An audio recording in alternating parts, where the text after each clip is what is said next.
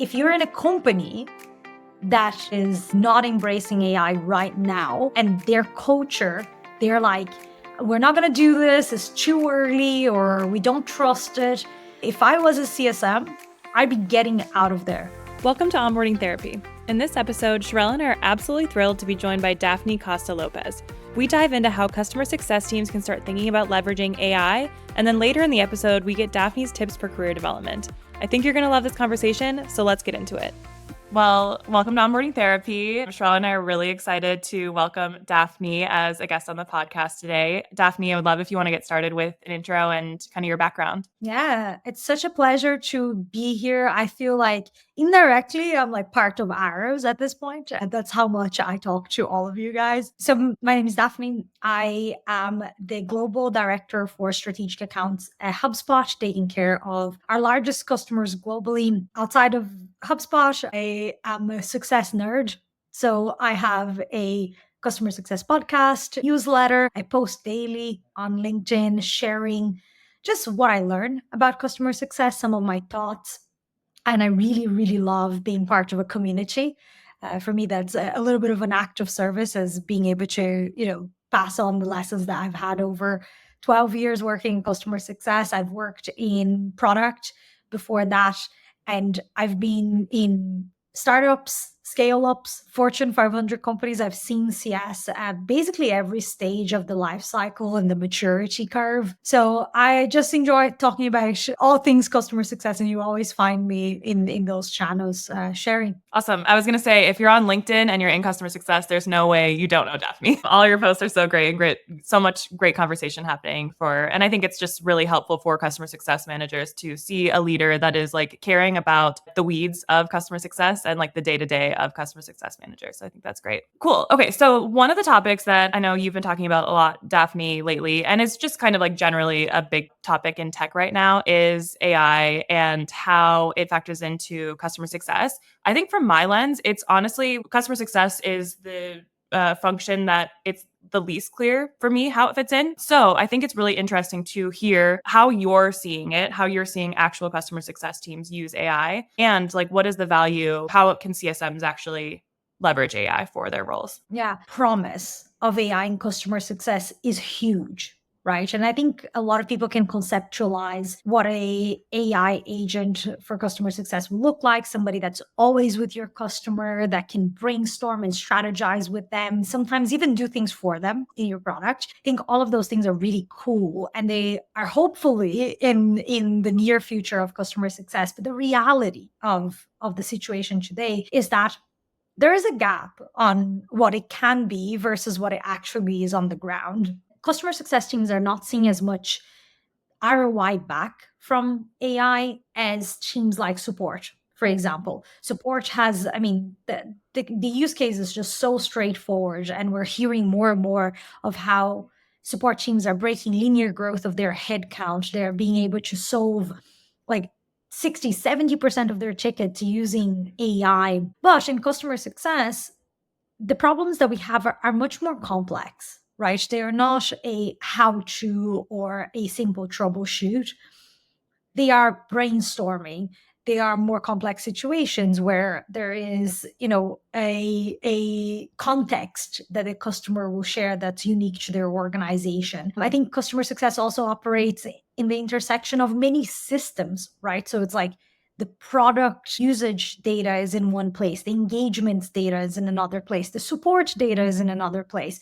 So you have a lot of systems supporting the customer journey and the customer experience, which means that AI needs to navigate all of those systems in order to be able to get great insights.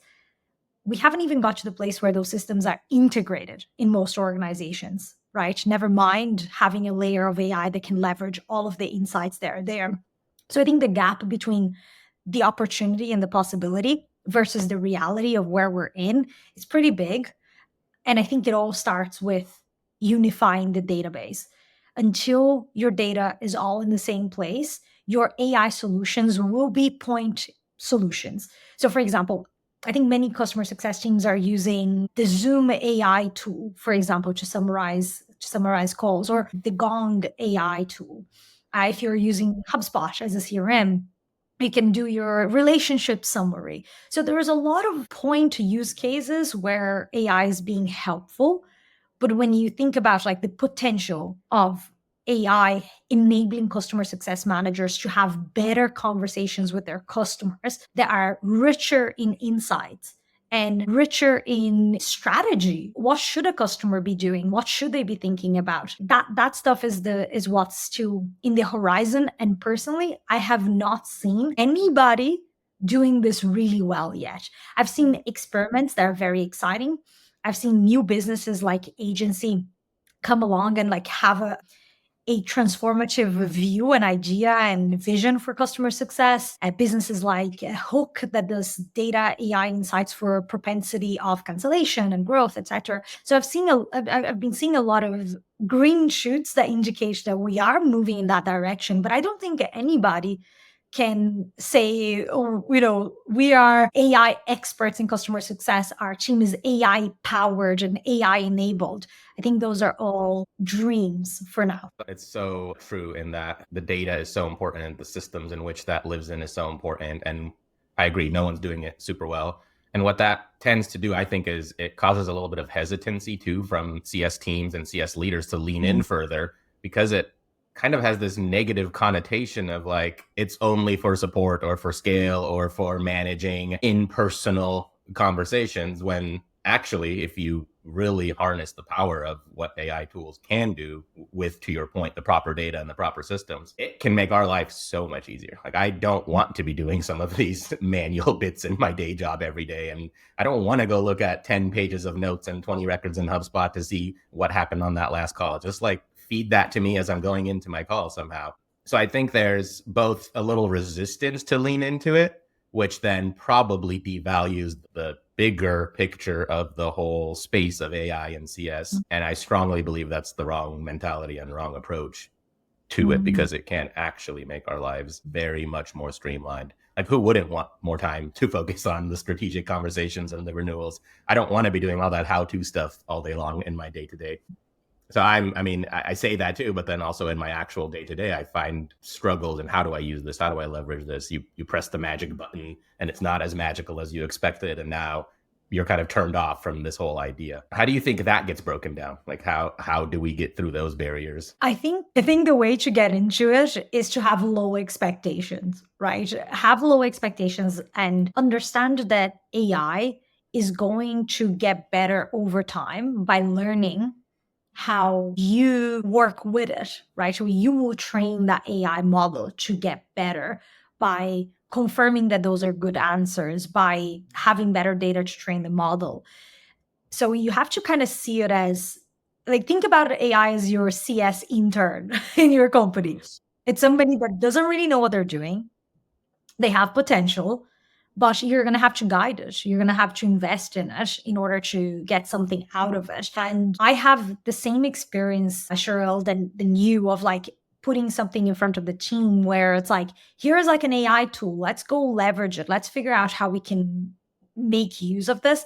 And the insights not being great coming out of it, and everybody losing faith and trust that it's actually going to do anything. And then the next time you roll out an update, or the next time you bring something else, like the team is a little bit like, well, and this is like a gimmicky thing and it's not really going to help. So I think it's like, how do you educate the team on the mindset of what it's going to take for us to be an AI driven team? It's going to take investment. It's going to take all of us making this model better.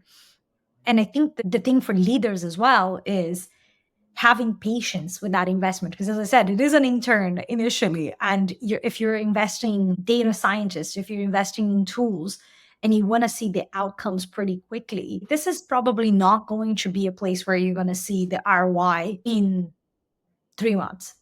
You're going to probably see the ROI in a year's time. And it's going to be a little slower. Now, where I do think places where you're going to see quicker is like the efficiency gains that you just mentioned. Sure, like, can I get a summary of this relationship in the CRM record? Yes, this is going to be pretty good from day one. Getting a transcription from a call, you're going to get that, really high quality pretty much straight away because there are businesses investing on this for years before it gets to you. But if you're building something inside your organization, or if you're starting off with like a blank canvas, it's going to take a little bit of time for you to see some results from it. Yeah. I think a lot of the skepticism from CSMs or CS teams in AI is exactly what you're saying, Daphne, there's going to be an investment, and CSMs are so swamped with customer calls and so much work. Like, so I feel like there's no CSM that is not completely overwhelmed with calls and those types of things. So I feel like it's hard for them to say, I'm going to take the time to develop this, even though I know maybe in a year or in 6 months, my job is going to get easier because I'm investing in training this model or doing whatever. But I think that's just such a big ask for so many CS team members. And it's just like a lot of trust in the leader that is bringing on this AI tool or suggesting that this is like the new use case. And I think that is just what will require some time. And I think, like you're saying, there's just so few AI tools that are building specifically for CS. So there's also low trust there. It's like, I think generally CS feels underbuilt for. There's just not a lot of tools, especially in the AI space, who are thinking solely about how can we enable customer success teams. So I think there's just like low trust, low visibility into what CS teams actually need. And I think it's like a whole hodgepodge of like misalignment that needs to happen. And I think there's such a big opportunity, but it's just kind of unclear exactly what could help.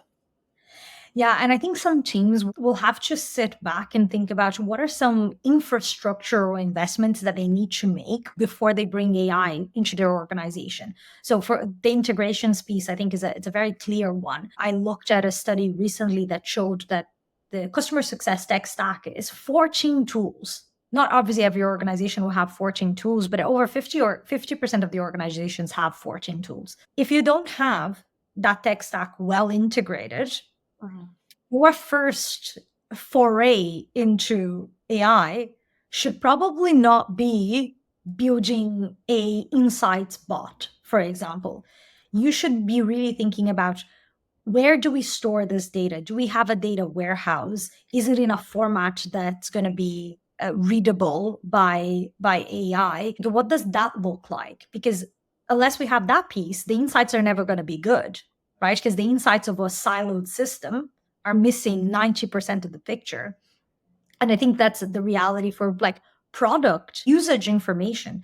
The amount of times I sit with people and their health scores don't have usage data in them. It's like, it's crazy to think that people are building entire health scores using engagement data. Now, of course, engagement data is important, but unless people are using your product and getting value from it, they're not going to renew no matter how good your relationship is. So if you try to build, let's say, a AI-driven health score model that only takes data from your CRM, how good is that AI model going to be at predicting and helping CSMs mitigate risk for churn? It's going to be a small slice, right, of like people that have bad relationships or problems that happen that the CRM can pick up. So I think like the infrastructural investment should be the first thing. You shouldn't be building stuff until you have the data to train those models in a good way. Doesn't mean you can't leverage the AI that's built in different tools, right? You should definitely be using the Gong AI summaries, right? Or the HubSpot account summaries. Like you definitely should be using this stuff. The problem is like getting from that one use case into the transformative stuff, the stuff that's really going to change the way that we do customer success and will break linear growth for the customer success team. I was chatting to a CSM that I mentor, and he was giving me, he came to me with a problem. He was saying, look, my manager wants me to do more calls, and I don't feel like I have the bandwidth to make more calls because it takes me a long time to prepare for each one of the calls. So unless I don't prepare for the calls, I can't do more calls. So I said, let's get on a call. Let's jump in. Tell me how you're preparing. Like, just walk me through your preparation process and let me see if I can give you some advice on how you can do this better, faster. And he walked me through his entire process end to end. And it took 47 minutes. We were 47. I counted because it was so long. He walked through 5 tools, 47 minutes of getting information from here and putting in a document and getting information from there. And it was like product information, port information, CRM, information, project information. And he was taking all of this stuff to build the picture of what the agenda should look like for that customer. This is a CSM who is very interested in having a strategic conversation, right? They don't just want to show up and say, hey, customer, what do you want to talk about? Like, what is any questions for me? No, he wants to come in and have a strategic perspective and an opinionated point of view of what they should be talking about. So he's doing all this work, 47 minutes of work to prepare for one call that's a 45 minutes call. So it takes more time to prepare than to actually deliver the call. And when I looked at that, I felt viscerally for him that pain of, I don't have an advice for you on how you can get better unless your operations team is going to invest the time to take this data points and integrate it and put it in one system where you can see this information, where you can leverage AI to get a overview of all this stuff. I actually have no advice for you. That was my answer to him. So looking at the picture of how he was preparing, like, I feel for what you said, Kim, that people don't have time to do this. So like my advice for leaders would be invest on the infrastructure first, right? To start there. Because even if you don't put any AI on top of it, you're already helping your team. You're already helping them find the information faster. Then secondly, one of the things that we did at HubSpot that I think was really well done, and I'm not going to take any credit for it because it wasn't my idea and I don't run this team, but it was the creation of an experimental team, a team of CSMs who have accounts that they work with, but a lower number of accounts. And their sole role is to test new ways of delivering success to their customers. So before all these innovations hit over 1,000 CSMs that we have at HubSpot, before I go wide, we first test it with those experimental teams, give feedback, they make it better, but their bandwidth is larger because they have less customers. So I think that is a really good way of getting the experiment off the ground and then getting it to a better quality before putting it in front of the team that doesn't have the time because they have hundreds of accounts or they're working with a bigger book of business. One, I love the experimental team because I also get to work with them and they're using arrows to experiment certain parts of their worlds, which selfishly is obviously great. But I love what you said in there in that, and I agree, CSMs, we're all swamped. And in the same breath, I get a lot of CSMs reaching out and people I mentor too asking, well, how do I accelerate my career? How do I grow my CS? How do I get to your level of career growth? And even if you're swamped at work, like this is such an opportunity to make some time outside of that to learn for yourself how you can take advantage of some of these tools. Like, I agree, if the data is desperate and all over the place, it's going to be hard. But can you get a subscription to ChatGPT or Claude and start teaching it your own little things and little models and doing your own mini experiments? So if you're out there trying to like enhance your career, lean into some of this stuff. It is scary. There's all these notions that it's going to replace us as humans. And I don't actually believe that. I think, yes, it can replace certain tasks and functionalities. But what I think about more is like, how do I use my human time more efficiently so that I can do more, so that I can reach more customers, so that I can help add more value across the board. And when you flip that mentality, I think it makes it a little easier to try and lean in and learn. Yeah. And I think the point is that I don't think AI is going to necessarily replace CSMs, but AI-enabled CSMs would do 10 times better than CSMs that don't use AI, and therefore they're going to be pretty obsolete. So I think like what you said about like using AI to come up with better strategies, right? If you are able to help your customers with better strategies, they're going to get better results. If they get better results, they're more likely to stay with you. So these CSMs that are using AI are going to have higher quality conversations, more impactful conversations, and ultimately get better results, which means that they're much more likely to become the top performing CSMs, the CSMs that get promoted, that get paid more money, like all the good stuff that we all want for our careers. I think AI is going to help. But I think that the fear that people have about AI, I think people need to move on pretty quickly from that fear because the world is going to continue to accelerate. Things are going to change at an even faster rate. And people that don't adapt will be left behind. I think we can all think about a person in our lives or our family, like an older relative that didn't really follow the evolution of technology and now struggles to use their mobile phone, right? Yeah. You don't want to be that person. You want to be the person that, like, as soon as it comes out, you play with it, you experiment with it, you start learning, because things are going to keep moving on, and you don't want to be there 20 years later and you actually can't do the job anymore. You've become obsolete because you now don't know any of the tools, any of the processes anymore. And then you're going to become bitter because you're going to feel like there's no longer a place for you in this world, in this career, and you're going to be annoyed. You're going to be left behind, and nobody wants to be in that position, especially, I think most people listening to this probably have like many, many years ahead of them in their careers, and you want to keep growing. You want to keep evolving. I've been thinking about it as like my assistant, because I've always joked about, I wish I had an assistant. Like, I just wish I had an assistant. I've said that in every job I've ever had, even like as an entry level support person 20 years ago when I started my career. Like, I just wish I had an assistant. But I like your framing of intern that you used earlier better, because interns also need some guidance and need some hand-holding and need some support to start, right? And that is exactly how these things work. Like, you have to put in time, you have to train it. Like, you physically have to train it if you're using AI models or learning language models. Like, so treating it like an intern and having that mentality that it's not going to be perfect, but if I invest a little bit of my time, what can I get out of this thing? And how do I actually get my own little personal assistant, which is what all these things claim to be. And I know that's marketing, and it's the hype of today's AI world, and everyone wants to put an AI agent in everything. But you actually can have your own little personal intern that can help you with your day-to-day stuff. And I love what you said, like, it's not going to replace the CSM, but someone leaning into it as a CSM and leveraging that technology. This is like the starting point. To your point, it's going to accelerate and compound very quickly.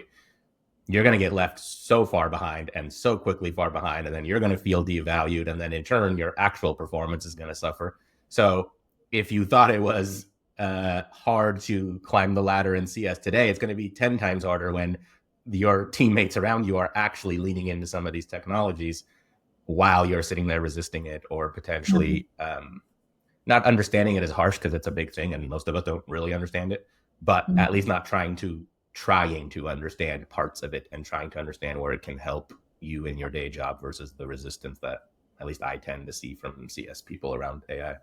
Yeah. And I promised Kim I was going to give her a hot take. So here's my hot take. I think if you're in a company that is not embracing AI right now, and their culture, they're like, we're not going to do this, it's too early, or we don't trust it.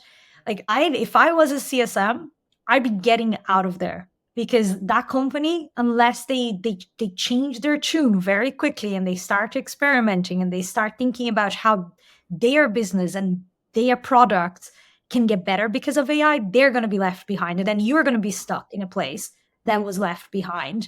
And you never had the opportunity to test some of these tools, to learn from some of these tools. And CSMs that are working in AI forward-thinking companies, they are going to get far ahead from you. So if you are an AI optimist and you want to start trying, but your company doesn't favor that, they don't support that, I'd be seriously thinking about, what is my next move? This is why we brought you on this show. That's the kind of stuff we want to hear. I had a mentor once tell me, don't fight the company. And that has stuck in my soul ever since then. Because if you're trying to have this uphill fight against an executive team or a company, and that's not to say, actually, that is to say they're potentially wrong in this case. Like, you should be leaning into this. But if they're not, get out, go do your own thing. If you believe that that's going to help you, AI or anything, I say this a lot about teams that do onboarding. If your executive team is not bought into the concept of onboarding, get out, because that is so critical to the whole motion of the life cycle. So I am so glad you said that. And I love that hot take so much. And I wish more people, and it's easy to say, it's harder obviously to go do and make those changes, and it's scary, and finances and life is all involved. Totally. But try. Even if you can't move today, what you can do today is make a plan, right? And that plan can be finding what are the companies that are doing this, following to see if they have roles, preparing, playing on your own time with these tools, preparing for interviews, networking. You can do all those things in a financially feasible and not very risky way so that you're prepared to make that jump. But I think just sitting back and what you said, fighting the company, this is something with customer success is the same. I have had to push water up the hill so many times in my career, trying to convince people that customer success was worth it. Mhm. And then one day, it all flipped for me. And I said, I will no longer do this because I am spending my time, my energy, and my potential convincing people instead of doing the work. And the less I do the work, the less developed I will be in this field. And I care about this. This is, for me, is a passion, is a mission. And I want to spend my time and my energy solving problems that are to do with these things that we want to do, helping customers succeed, help them see value, help them grow. I don't want to spend my time fighting people to say customer success is important or not. So aligning your beliefs and your values and your mission to a company, when you do that, you 10x your potential, you 10x your output. And honestly, you're not as frustrated. I used to be so frustrated all the time because I didn't have a seat at the table. People didn't take me seriously. They thought it was my little project, all those things. And it really is demotivating to work in an environment like that. So I am like, I know it can sound incendiary when I say like leave, but you can do this in a very smart and calculated way that you're not putting your family, your earnings, your life outside work in risk. So yeah, go and make a plan. If you're in that situation, go take a piece of paper and start making your plan. Yeah. I mean, I have an extreme example of that where I quit a job after 6 months, and it was what I've talked everyone I've ever managed out of doing, which is exactly what you said. Have a plan, have a strategy. But I had this job for 6 months and they just weren't actually bought into solving this huge churn problem that they hired me to think about and consider. And I'm not saying I knew all the solutions, but I would point to things where they were clear red flags and clear problems and they just weren't getting solved. And mostly was the most annoying thing was I was just so frustrated. I would come home and my wife would tell me, I've never seen you this frustrated. It takes a lot to get me that wound up. And I'm not naive. Every company has problems. Every manager has challenges. Every CS team has struggles. Those are all true no matter where you end up. But if the supporting cast around you isn't actually trying to help you or solve for the things you're solving for, to your point, you're going to be so frustrated. And no matter what, then performance will suffer. I don't care how good you are, how much you know AI, how many years of CS experience you have. If that environment's going to fail you, you will eventually suffer. And then your performance suffers, and then your career suffers. And then you start to get in your head about, am I even good at this thing? Those are the thoughts I was having. And I still made a plan. Yes, I quit my job and left with that one. But I had a very clear plan of I'm going to spend 6 months trying to find the next thing. Here are the things that have to be true at that next thing. I'm going to treat it like a job and get up and go and interview and get a lot of rejections along the way, but find something that makes sense. So I am very much for that. Take some of that into your own hands and make some movements if you have to. And I understand that's scary. All those things we talked about are true, but it will pay off if you have a plan and actually believe in the thing you're trying to do. And then I ended up at a job that I loved, and we had the same problems and the same challenges and the same frustrations, but I actually enjoyed doing it because we were trying to solve the same pains and problems together. And to your point, I eventually got a seat at the table and got to put my little, it was literally a little project, got to put my little project on the map. And, fast forward a year or two, and again, it takes time. I was presenting at the company all hands on the topic of onboarding, which was wild to me to even say. You get a slot in the entire company's 30-minute spiel and you get 10 minutes of that to talk about the topic of customer onboarding.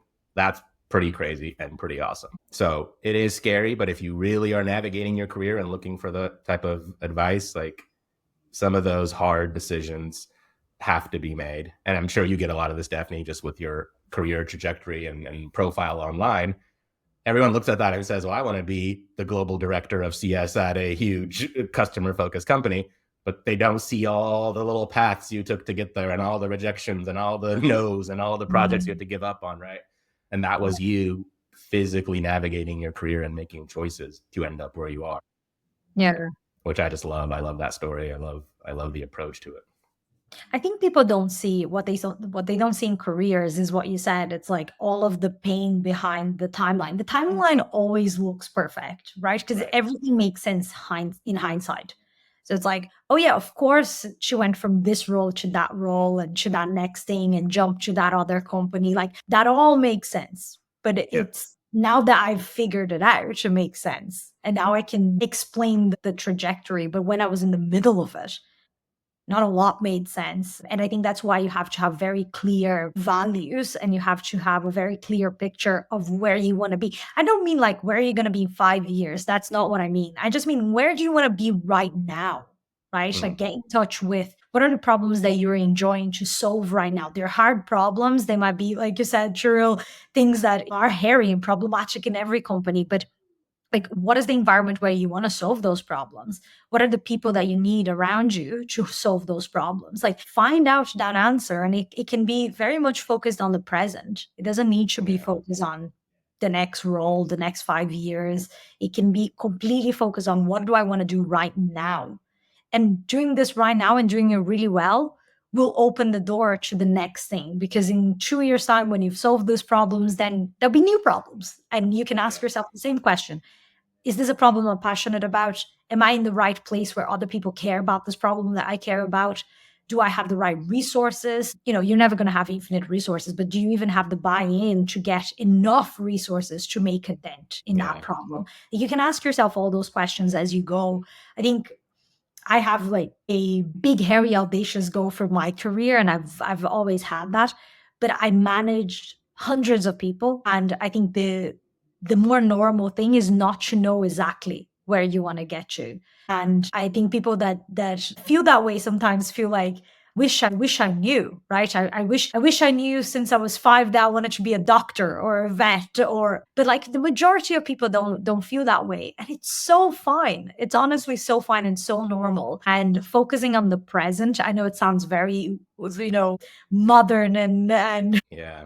meditation. And it's like I'm trying to be the Andrew Huberman of customer success. No, it's like focus on what's engaging and giving you energy right now, and lean into that, lean into it, and you find your path. Yeah. I have a story to share on this because it's so powerful. I had this was probably like 10 years ago. I had just gotten promoted to senior manager at the company I was at. So I was managing other managers and their teams, and I was stoked. And I was in a cab with one of my regional managers, and we were heading back to the airport. And he asked me, Sherelle, what are you good at? And I thought to myself, oh, this is great. Like he's setting me up for my next promotion, asking me what are my passions, what am I good at, And maybe shocking to you too, but I rambled for like 30 minutes and talked about all these things I'm good at. And this guy just listened. Like he didn't say a word. I talked and talked. And I said, I'm good at this. I'm good at managing people. I like tech. I do this and XYZ. And I finished and I looked at him and he said, so what are you good at? And I was like, oh. I said, like, that's when it hit me. I was trying to be good at all these different things, which was why I was struggling with what is next in my career? What are my next steps? What should I be working towards or on? So I went, and he goes, spend some time and come back when you're ready to tell me what you're good at. And so I went back and sat down and wrote a lot of stuff and reflected and journaled. And one of the best tips I have for folks is I've always kept a list of things I'm good at and things I'm bad at generally in my career. And I've always tried to develop these things I'm bad at. And in that moment, I created a third column, which was things I'm bad at that I don't need to be good at. And I was shocked at how much I moved from that second column to this. And it was just like this weight lifted off of my shoulders and off of my life that I don't have to be good at building spreadsheets for this job that I'm finding, as an example, right? But it helped me get so much more focused on the things that I actually feel like I'm good at. And it helped me really understand the things I need to develop in that moment in my mind of like what I wanted to do in my career, which was to be a regional manager at the time and oversee like a CS department. But it gave me so much clarity. And that's one bit of advice I give to everyone, especially in today's world where, to your point, you're looking at people's highlight reels on LinkedIn and wondering how they got there. And you assume that you have to be good at a million things. And the truth is, like, you just need to be really good at a handful of things that are your craft for your day-to-day, for your job, for your career. And it just is so freeing. I still keep that list active. I go to that things I'm not good at list every once in a while. One of them inspires me. But for the most part, I look at it and I'm like, why was I even trying to be good at that thing? Like, no wonder I wasn't getting promoted in the path I was on, because I was focused on so many things. But that moment was such like a pivotal one in my career, where that regional manager just listened and said, okay, so what are you actually good at? But it was so enlightening.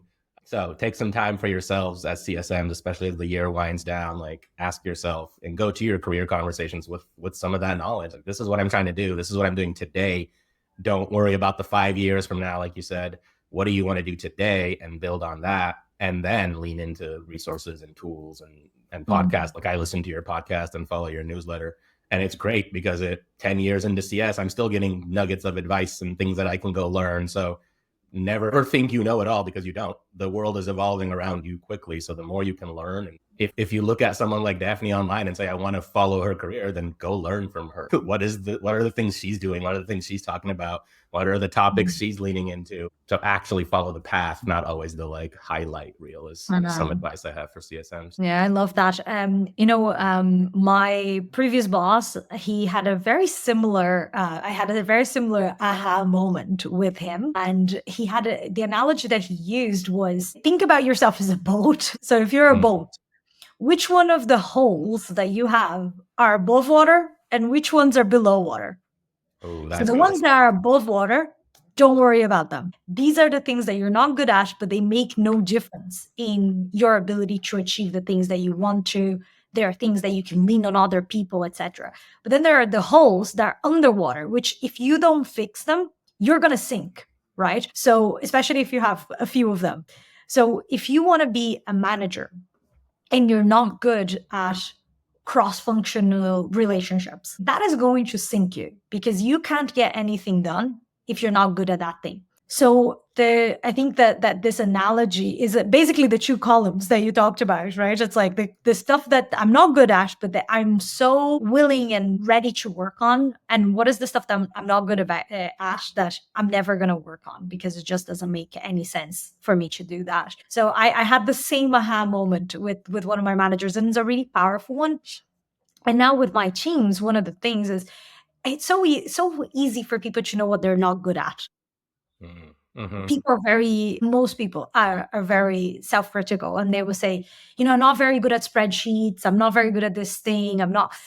But then you ask them, what are you good at? And most people can't answer you, right? Like, sure, you had 30 minutes of things you're good at. Most people, and that's great, because most people have very few. And I don't know if it's a mixture between trying to come across as humble, right? Just kind of weird to say, like, I am a brilliant communicator. It's not a natural thing for people to do. But what I do for my teams is I do 360 reviews often, so that other people can tell them what they're good at. And if you're in a CS role, you can actually enroll a few customers in that 360 review, where your customers will tell you what they appreciate about working with you. And again, like, that's a way for you to say, let me double down on the stuff that I do that people really value. Let me be the best person at this thing. Instead of investing all of my time trying to get 5% better at spreadsheets, let me invest that time in my presentation skills, and let me become an amazing storyteller, because I'm already good at it, so I can become incredible. So I think that 360 review as well, that habit of creating that is one that can help people identify those strengths. Totally. Part of my reflection was going and asking my actual team, like, what do you guys think I'm good at? And for the record, that those 30 minutes of talking, most of those things I wasn't very good at. I was just rambling and probably very naive and just young in my career, and then thinking, oh, if I talk about all of this stuff, that's going to increase my chances of getting, promoted and visibility and all that. When in reality, that's the opposite. It's doing certain things in your world really well that get you that visibility and that career projection that most of us are after. And you're right too. Some of that is just like, there is this, I think I noticed this especially in CS. I don't know if this is a stereotype or not, but that lack of advocating for ourselves, and that lack of like this crossroad of, am I not being humble enough, or am I being too arrogant? And there is a line there, obviously, but you can be confident without being arrogant or being cocky. Like, you should be confident and lean into the things you're good at and talk about them, because the truth is, in a sea of CS agents at your company, you are, and this is going to sound bad, but you're a number in that moment. And if you can't stand out amongst that number, then it is hard to accelerate, and you are just feeling like you're checking the boxes, and it does feel like it's this constant uphill grind of, oh, I did my work this year and I got a tiny little bit of a raise and I got, a meets expectations. But if you really want to go beyond that, you have to advocate for yourself. You have to highlight the things you're good at. You have to understand the things that you're bad at, and be willing to really develop them if they make sense for the thing you're trying to do. So yeah, ramble for 30 minutes and then write some notes about what you're actually good at, and that should help. Yeah. And I'll make a blanket statement for CS people. Most CS people don't need to worry about being more humble. And most CS people should do a better job of advocating. So if you are listening to this and you're wondering, probably don't worry about having more humility. And actually, you need to probably say what you're good at in front of other people more. Yeah. I love that. And I think there is definitely there is a how to all of this, right? Like if saying you're good at something, if it's the wrong environment, if it's the wrong attitude, the wrong tone, like it can come across as not being humble. But like you said, most people actually suffer of the opposite problem, which is, it means that you're not going to come across as that. But I think this humility can actually come across not as humility, but as lack of confidence. And lack of confidence, I think, can be very detrimental. Like, how do you build expertise for people to see you as an expert and respect you as an expert and want to come to you for problems and solutions, etc., if they don't believe you're an expert? So I think that there's definitely a line that you can cross, but I think you're probably so far from that line today. Yeah. Cool. Well, we started with AI. We ended with career development. I think it's helpful on both ends. Thank you so much for joining us, Daphne. This was so awesome to talk to you. I hope we can have you on again. Any final thoughts or last kind of tidbits you want to leave people with? I said I was going to talk about customer value, and I didn't actually. I know. In this conversation, because that is my mantra. Like, if you go into any of my content, that's what I talk about. But I think I'll connect it all with AI, your career, how you work with customers. Make sure that you have a value that you're delivering that's very clear and you can articulate. So if you're going to bring AI to your business, what is it going to do? Like, what is the goal? What is the objective? If you're going to do something with your customer, what is the goal? What's the objective? If you're working on your career, what is that you're delivering that's going to create the value that you need in order to step up into a next level, another role? So think about value always. I think when you are a giver versus a taker, you actually get more out of the work. I know it sounds not super obvious, but it is. The more you give, the more you get. So if you can cultivate that value mindset and giving, I think in everything that you do, you're going to do well. Cool.